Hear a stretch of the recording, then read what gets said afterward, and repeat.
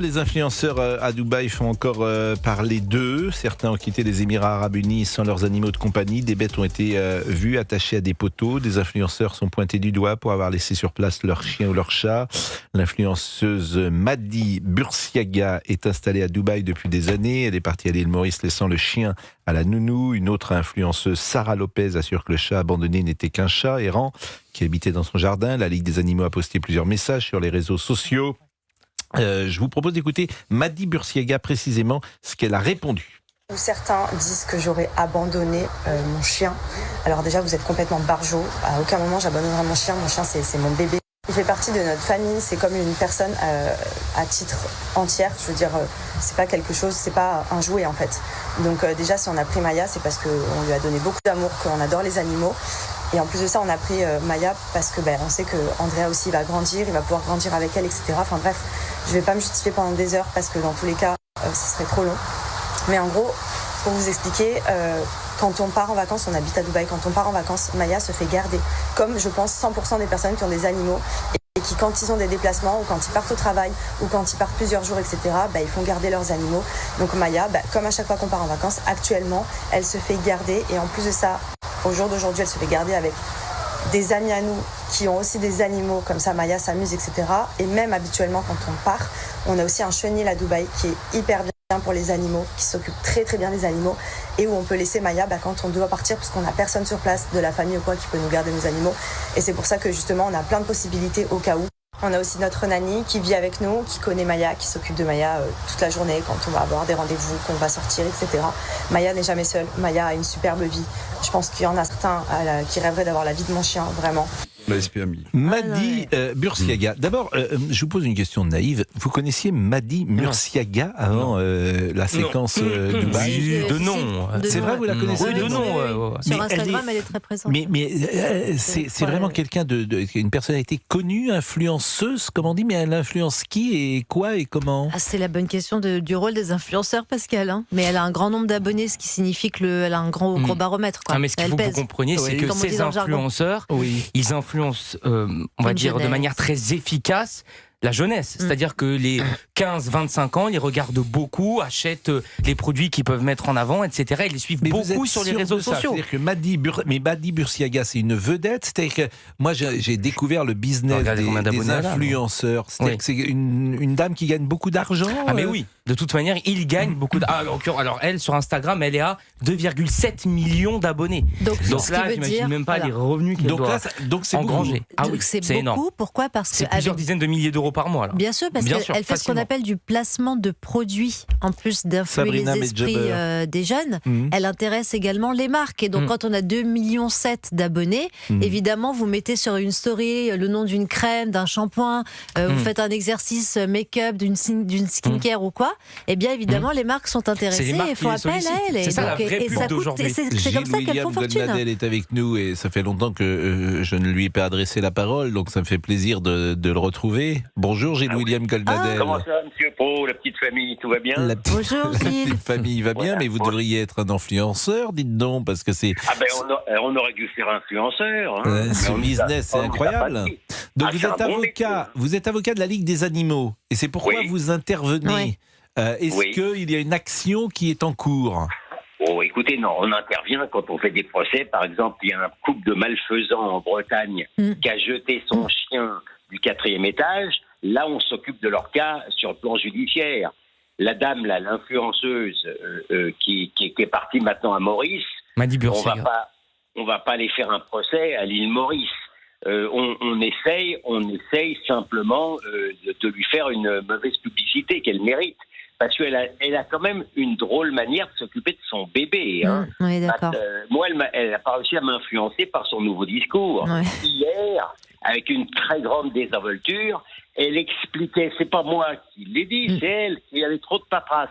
Il y avait des problèmes de paperasse, qu'elle était obligée de laisser son animal, son bébé, donc à un domestique. Maintenant, c'est tout juste s'il ne l'a pas laissé entre les mains de ses amis, etc. Bon, non, elle essaye un petit peu de redresser la barre, parce que c'est évidemment une mauvaise publicité pour elle, mais qu'elle a amplement méritée, c'est tout ce que je veux dire. Alors vous-même, vous êtes un grand amoureux des animaux. D'ailleurs, même dans votre vie privée, je crois que vous ne mangez pas de viande. Je ne sais pas si c'est lié au fait... ah oui, complètement. Combien vous aimez les animaux. Et principalement de cochons, alors que j'adorais le cochon. Parce que le cochon, c'est un animal très intelligent, très gentil. Je suis très sensible, moi, aux animaux, effectivement. Oui, mais j'entends ce que vous dites. Je n'ai pas, effectivement, sans doute, cette sensibilité lorsque je mange de la viande. Vous n'y pensez pas ? Je n'y pense pas. C'est pas l'intelligence du cochon ? Non, j'ai dit tout à l'heure, on a parlé de poisson. Je mentirais si je disais que je vois la souffrance du poisson lorsque je mange une sole. Vous savez, par exemple, un poulpe, c'est très intelligent. Un poulpe, Pascal. Très intelligent. Par rapport à peut-être des invités que je reçois, oui, mais j'avais pas été frappé par la qualité des. Non, mais enfin, un poulpe n'est pas intelligent. Faut arrêter de dire des bêtises. Gilles William, je vous adore. Vous pouvez dire qu'il a. C'est quoi l'intelligence ? Il a une sensibilité peut-être. Les chasseurs sous-marins. Vous ne pratiquez pas la chasse sous-marine, mais les chasseurs sous-marins ne veulent plus tirer sur les poulpes parce que les poulpes viennent toujours près d'eux pour jouer et tout. Ils sont très marrants, sympas et intelligents. Je suis désolé. Oui, je ne sais pas si c'est le mot qui convient. C'est un grand sacrifice parce que le poulpe, j'y ai renoncé aussi. Et j'adorais ça. Non, mais renseignez-vous, je vous dis qu'un poulpe, c'est intelligent. Bon, bah écoutez, si vous dites... Mais prenez un poulpe en chroniqueur. Il y a un vrai sujet. Il y a un vrai sujet. Je mets de côté les influenceurs. Non, il est 17h26. Parce qu'il y a un vrai sujet avec les animaux. Vous le direz après. Un vrai sujet. Vous le direz après. Il est 17h26. Vous le direz après. Restez avec nous, Gilles William. Vous serez ce soir, de toute façon, sur notre émission, une nouvelle fois, entre 20h et 21h. Avec plaisir. Avec plaisir. Et à tout de suite. À tout de suite. Je parlais avec mon excellent ami Georges Fenech. La machine à perdre de la droite se met en branle. C'est-à-dire que Gérard Larcher a expliqué qu'il voulait exclure les LR qui feraient des accords. Sous-entendu, il préfère faire gagner la gauche, parce que c'est ça que ça veut dire.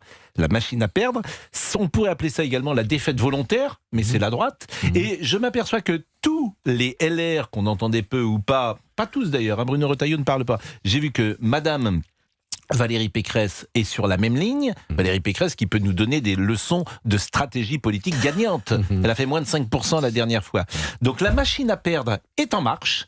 Allons-y gaiement. Faisons gagner la gauche. C'est un peu l'emblème des LR. Parce que c'est ça que ça veut dire. Parce que concrètement, c'est pas la peine de se mettre en colère. Est-ce que je me mets en colère? Non, mais je vous préviens. On a jamais vu Pascal en colère. On a parlé à la pub.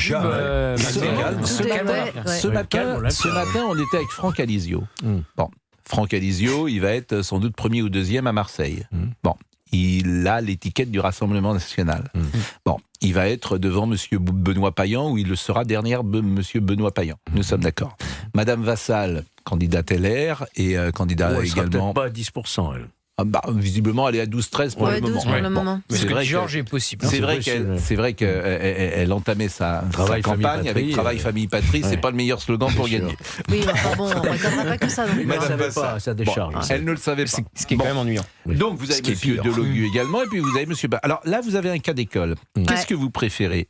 Vous préférez faire gagner Monsieur Payan, ou vous préférez, ou vous désistez, ou alors, si Madame Vassal, par exemple, est au-dessus de 10%, si elle ne se désiste pas, et si elle ne fusionne pas avec le LR, avec le Rassemblement National, c'est une triangulaire. Donc, c'est Monsieur Payan qui gagne.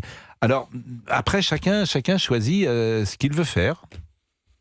Moi, je pense que Madame Vassal devrait se retirer, me semble-t-il. Donc vous n'êtes pas sur la position de Monsieur Larcher. Alors ça, c'est intéressant. Écoutez, se retirer ou fusionner? J'ai pas dit fusionner, mais se retirer, c'est déjà un acte politique. C'est déjà un acte politique, il a raison. Voilà. Oui, mais par exemple, Sarah Knafoua à Paris, elle ne veut pas se retirer, elle veut fusionner. Avait dit Roger Carucci, par exemple, il l'avait dit aussi, vous vous souvenez.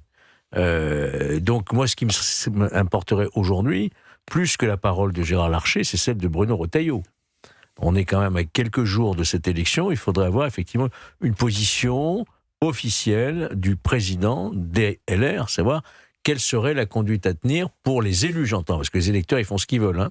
Mais les élus qui sont dans une position de faire battre ou faire gagner, il faudrait qu'il y ait une ligne politique qui soit la même pour tout le monde. Mais Georges, vous savez le problème, et vous en êtes un exemple, je vais vous dire comme je le pense, c'est que pendant des décennies, on a été habitué à vivre sous une idéologie qui complexait la droite sur ses alliances. Mais lorsque le PS fusionne à l'époque avec le Parti communiste français, qui est le parti communiste le plus stalinien d'Europe, où Georges Marchais allait justifier l'intervention des troupes soviétiques en Afghanistan depuis Moscou. Personne ne trouvait rien à redire. Les staliniens qui ont fait des dizaines de millions de morts. Et nous, la droite, on vit sous une espèce de cloche, on se dit, mais que vont-ils penser si on propose...